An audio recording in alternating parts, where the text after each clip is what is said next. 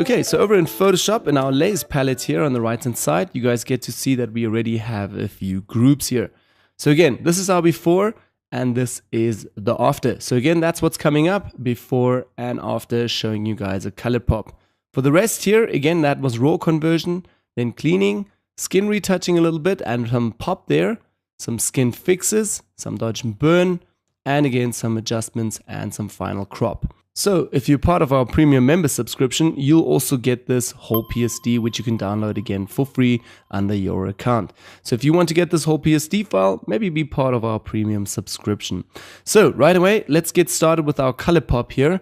First of all, what I'll do is start out with just a basic curves adjustment layer.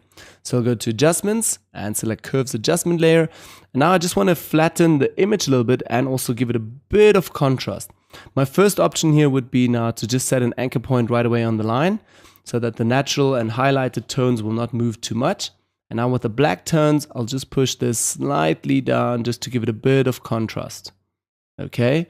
And I'll do now a few adjustment layers with curves and selective color, and I will do a few of those in order for me to have more control over the whole image and not do it all individually in certain layers. So yeah, let's actually go on with this. First adjustment layer here is just again curves, a bit of the blacks. Then we go back to adjustments, back to curves adjustment layer. And for the next step, we'll be again adding a bit more contrast, slightly a bit more, all in the RGB master tones. And I'll take the highlights now and push those all the way up. Somewhere like over here. Let's have a look. So this is obviously a bit of a back and forth. Try this out. Okay, a little bit more contrast. And again, before and after, before and after. Maybe a bit too much contrast. I'll take this up a little bit. Okay, great. Next step would be now playing in the hue and saturation adjustment layer. So in order to just change the colors a bit, currently it's a bit more orange, yellow over here. I want this a bit more red. So I'm going to go to adjustments and also select the hue and saturation adjustment layer. And right away in the master tones here, so don't switch the tones, I'm going to play a bit with the hue. So again, you guys can also get some really funky colors with this. Again, if you're looking for some more futuristic poster vibes, you can also look at these colors here. Okay, so what I'll do now is I want this a bit more red, like I said.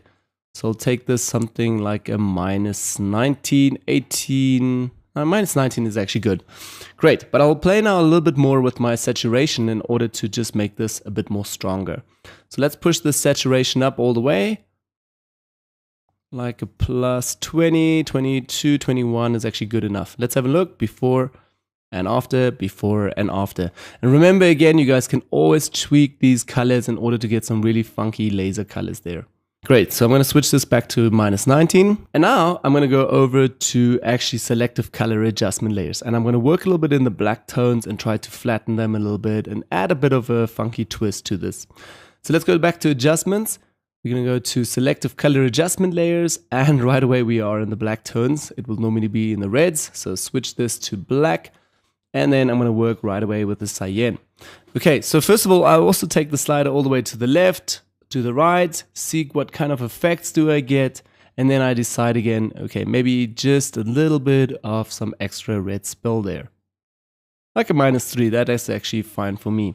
Then magentas, also let's take those down a bit more set flat in there, also like a minus 2, minus 3.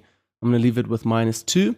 And now with the yellows, I want to add a bit more blue to the whole blackness. So all the blacks here get a bit more blue. Let's go like a minus 14, 15 actually. Kind of like 15 there. Great. Blacks, I would push them up now a little bit again to add some more contrast since we also flatten this a little bit. So blacks, let's push those up, not too much. I'd rather create again another levels or curves adjustment layer for this.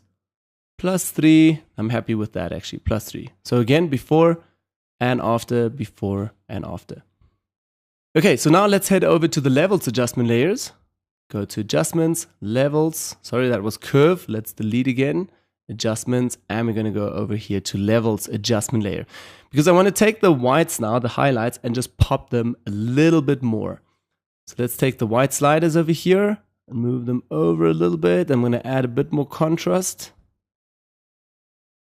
Bit more highlights actually, like 180. Yeah, I'm gonna stick with that and also take the dark sliders here, the great black sliders, and move those a bit so we have a bit more contrast. Something like 8 to 10. 9 is actually good. I'm gonna stick with 9 for now. Let's also just deselect this again, before and after, before and after. Great, so we've already added a really nice pop to this image. Let's move on. One more step would be selective color adjustment layer. Adjustments and also selective color over here, and I'm going to first of all start out just in the red tones, maybe giving that red that we currently have just a bit more of a pop there. Okay, so let's take that down all the way, so that's a bit too much. I'm going to go with something like 25. Well, 30 would also do. Let's have a look again, before and after, before and after, just to get the glow shining a little bit more. I'm also going to go now into the natural tones, and I love playing in the natural tones. Let's have a look if we're going to play with the sliders here a little bit down, like a -6, 7. Yep, adding a bit more red to the overall picture.